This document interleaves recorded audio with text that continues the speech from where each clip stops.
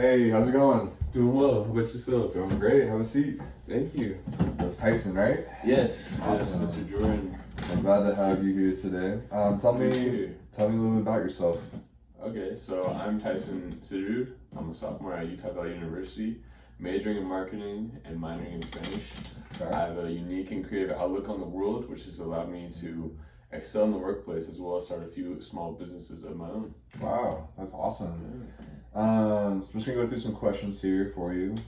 Could you tell me a time that you showed initiative and what prompted you to get started and what were the results of that? Okay.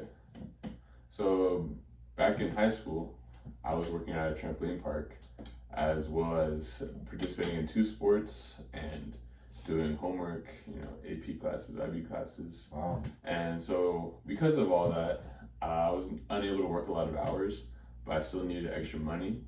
Okay. So what I decided to do is start my own side business, a DJ business. Oh wow, that's sweet. Thank you. Yeah, which allowed me to, work more flexible hours and gain a lot of money in a short amount of time. That and the schedule that I was able to choose. Cool. That's awesome. Mm-hmm. So just here we have lots of employees. We're someone who's really driven. What do you feel you have to offer above the average employee when it comes to accomplishing your daily responsibilities and goals? And can you share a specific example? Okay, so one thing I've been told by multiple people, especially employers, is that I have the unique ability to get along with anyone, despite being from a different background than them or having different outlooks or views as them. For example, at my last job, my best friend at work actually, it's kind of funny. A lot of people thought it was kind of funny that because we had completely different backgrounds, completely different views and opinions on most things, but we were still able to find, unique things that we had in common. We're still able to find that common ground and become really good friends to this day. I still talk to them. That's sweet. That's awesome. Yeah, that's super important to our company culture, so that'd be great. Tell me about a time when you didn't agree with the corporate strategy or initiative. What was that particular strategy and why didn't you agree with it and what did you do? Okay, when I worked at Crumble Cookies at the shipping department, our cookie quality went down a little bit and we were having a hard time keeping up with orders. So someone from corporate had the idea to only ship chocolate chip cookies for an entire week as a little test to see if that would be better for us as the shipping center. I disagree with this because I know from talking to my friends and people in general that they like Crumble cookies because of the unique and diverse flavors that they have. Yeah. And so I proposed the idea that maybe instead of only doing chocolate chip cookies, we could still do a variety of flavors, but not do the frosted cookies, which were the ones that took more time, which were the ones that melted in the packaging and ended up looking a little worse. Corporate did not agree with me, which I was fine. I was willing to accept that, they're higher up. They probably know more than I do. And yeah, as a result, we actually only ended up making chocolate chip cookies for 3 days, not an entire week, because the feedback was not very positive. But Interesting. Cool. Describe a time when you elevated the level of value you brought to a customer over time, and what did you do to accomplish that? So with the DJ business that I mentioned earlier, one thing that I made sure that I was always doing was investing more money in higher level equipment as time went on. Yeah. So because of course when I started my budget wasn't too big, just being a high school student. Totally. But luckily with every gig I made sure to take a portion of my earnings to put towards new equipment so in the future I could offer a higher quality product to my customers at also a higher cost, which was very nice. Awesome. That's sweet. Can you recall a time when you were less than pleased with your performance and what did you do about it?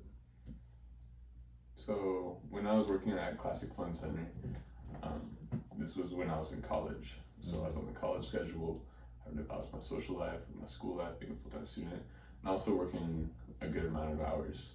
Yeah. I became very tired and I noticed that I wasn't as aware of the customers and their needs, what they needed.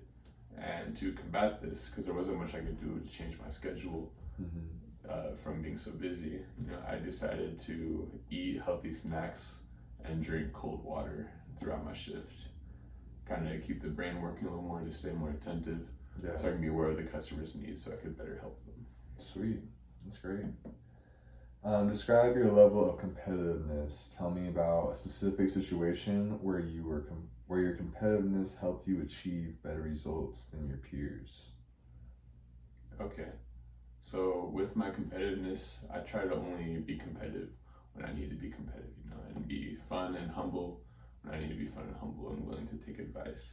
But the main times when I'm competitive is probably with school projects, when I have a chance to go head to head with my peers in a sense.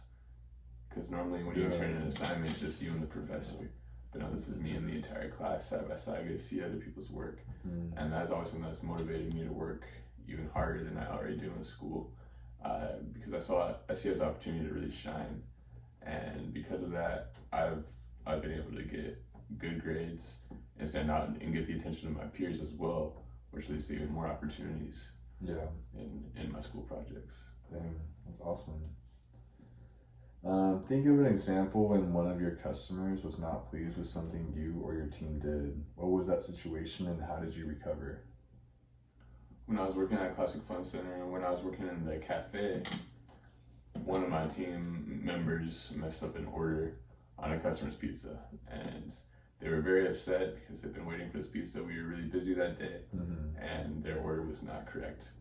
And so I talked to them, I explained to them where we were coming from, why we messed up, why the error occurred, and I apologized for the inconvenience. And to fix the situation, we made them a new pizza as they wanted it. And I also included a free drink, a free pitcher of soda for the inconvenience, and they seemed fairly pleased with that recompensation. Good. Share a time when you were able to directly attribute your probing skills to solve a problem with a difficult customer. Could you repeat that question, please? Share a time when you were able to directly attribute your probing skills to solve a problem with a difficult customer. When I was working at Classic Fun Center, in the laser tag section, we had many different sections there. There was a mother of a child who had a birthday that day, and she was very upset because she neglected to schedule a time for laser tag. The laser tag was already reserved by someone else. And it being her son's birthday, she thought it was very important that her son was able to play laser tag at that time, which is understandable, of course. Yeah.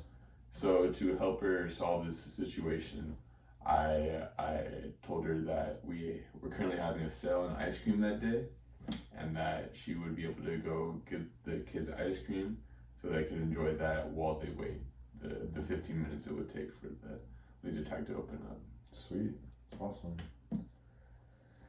What was the most useful criticism you ever received from an immediate supervisor? How did you embrace this feedback and achieve a positive outcome? When I was 16, I had a manager tell me some advice that has helped me throughout my entire life, not just in the workplace, but just when I'm helping people in general, whether it be moving or cleaning or helping someone paint. Is that instead of asking how can I help, what can I do, be observant, look for something to do, and just do it until someone tells you otherwise, or what is sometimes better is to approach the person with an idea already. She's like, should I do this, or would you have me do something else? And that's something I've implemented, like as I said, in everything, and it's helped me really excel and stand out in the workplace and be more productive. Right on. That's sweet. Give an example of a time when you successfully persuaded your peers to change their minds and follow your recommendations. What was the specific situation and the results? In high school, a friend and I, we started our own clothing company where we sold t-shirts, stickers, and other accessories as another fun side hustle. And we wanted to do a new line of clothing, And my business partner, one of my good friends, he suggested that we do beanies. And I disagree with that because I'm from California where the climate is warm for most of the year. We probably only wear beanies for 1 or 2 months throughout the entire year. And I propose that we sell hats instead, something that people could wear year round, but it still goes with the headwear trend that we were trying to hop on. And I was able to convince him to do that, and sales actually went very well. In fact, we sold out of all of our inventory. Wow, that's awesome. Thank you. Well, cool, man. That's pretty much all the questions I have for you. Do you have any questions for me? Yes, I do. I was just wondering, as a marketing intern with your guys' company, what would the average day look like from the time I clock in to the time I clock out? What tasks would I be doing? Who would I be working with? Yeah, so you would work a lot with myself, and we have a team of just our marketing team.